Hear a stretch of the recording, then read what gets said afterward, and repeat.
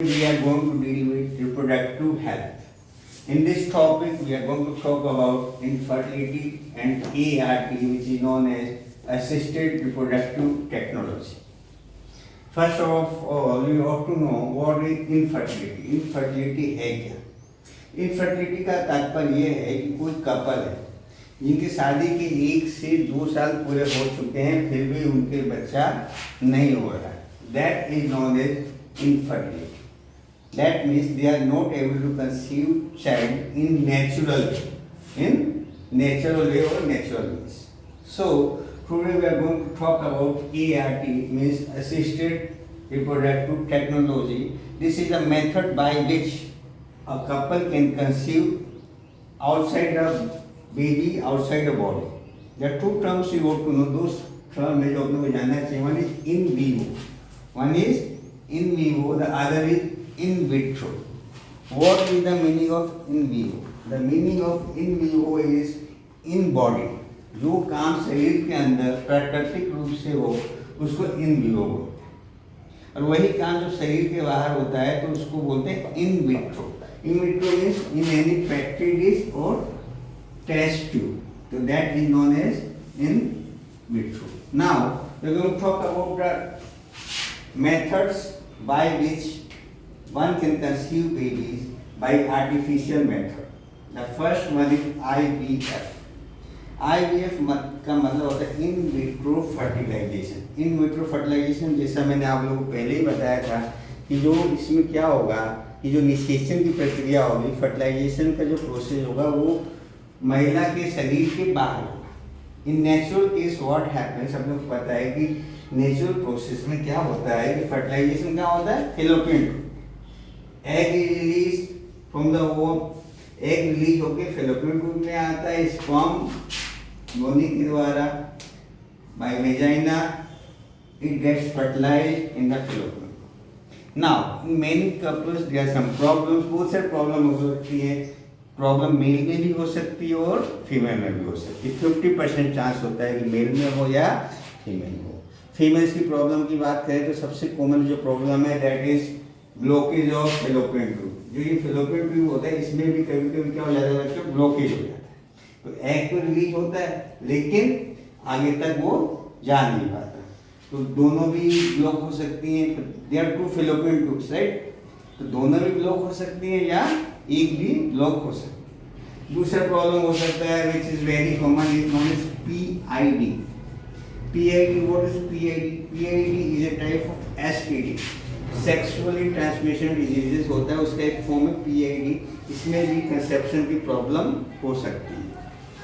Talking about mails, mails के अंदर, पुरुषों के अंदर अपने को पता है इन पुरुषों में करीब एक बार में एक पुरुष करीब 20 से 30 करोड़ शुक्राणु इजेकुलेट करता है, स्खलित होता है, around 20 to 30.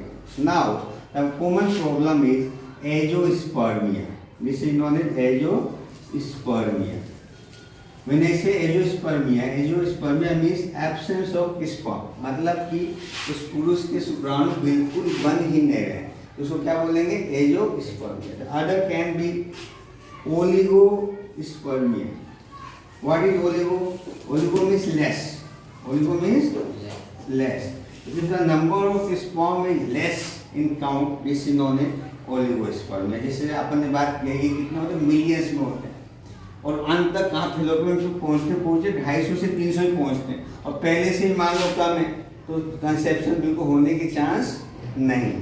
These are the common problems we are talking about infertility. अब नाउ द क्वेश्चन अराइजेस, तो अब इसका क्या मेथड है, क्या उपाय है जिसके द्वारा अपन बेबी प्रोड्यूस कर सकें, कंसीव कर सकें. तो उसके अंदर अपन बात करेंगे ET, ZIFT, GIFT, IUT.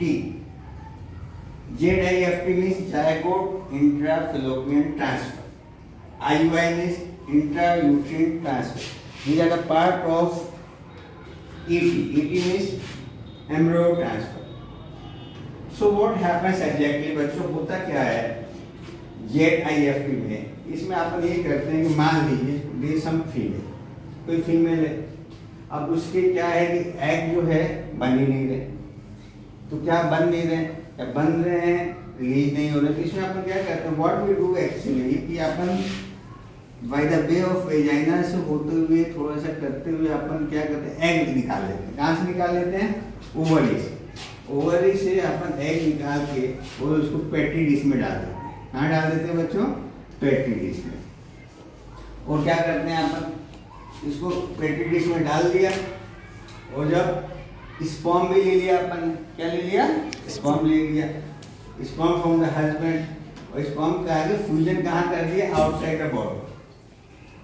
Fusion कितने सेल में? 8 सेल स्टेज में। 8 सेल जब स्टेज हो जाता है, इसको वापस अपन कहाँ ट्रांसफर कर देते हैं बच्चों? Fallopian.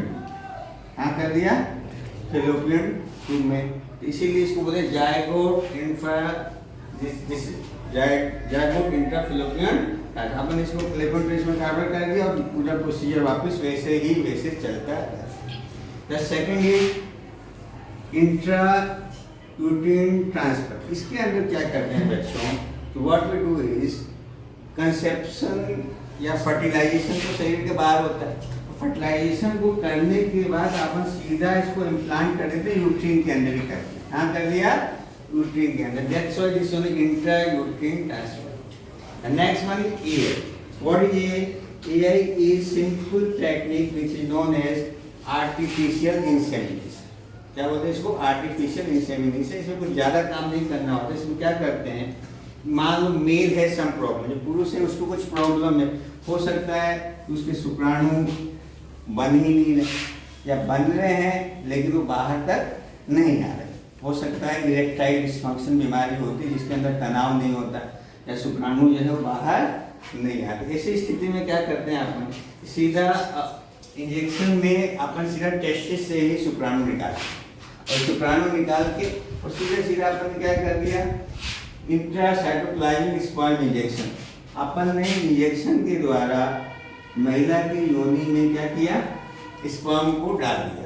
This is known as intracytoplasmic sperm injection. बाकी प्रोसीजर वैसे ही होगा, एग जो रिलीज होगा, कहाँ से रिलीज होगा, ओवरी से फेलोपियन ट्यूब में आएगा, स्पर्म इधर से जाएगा। This is the method of artificial insemination. When I talk about intrauterine transfer, इसमें सिर्फ इतना फर्क है कि अपन ने इंट्रासाइटोप्लाज्मिक स्पर्म इंजेक्शन में जो स्पर्म कहाँ डाला था, योनि में डाला था, अपन डाला ना सर्विक्स तक। इसमें क्या करते हैं अपन, दूर तक अंदर तक डाल देते हैं, कहाँ तक, यूट्रीन तक डाल देते हैं। नेम सजेस्ट इंट्रायूट्राइन ट्रांसफर, तो फर्टिलाइजेशन की चांसेस और ज़्यादा हो जाएंगे। देन टॉकिंग अबाउट GIF की gift is common in females, the full form gamete intrafallopian transfer। इसके अंदर क्या करते हैं बच्चों, कोई फीमेल है सपोज, उसके एग ही नहीं बन रहा, उसके एग बन ही नहीं रहा।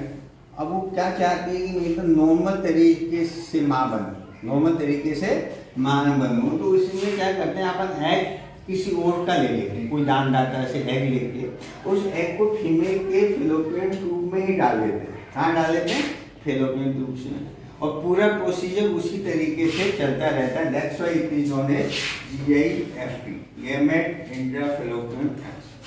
One thing more I would like to talk with you is surrogate mother. क्या बोलते हैं बच्चों, सरोगेट मदर।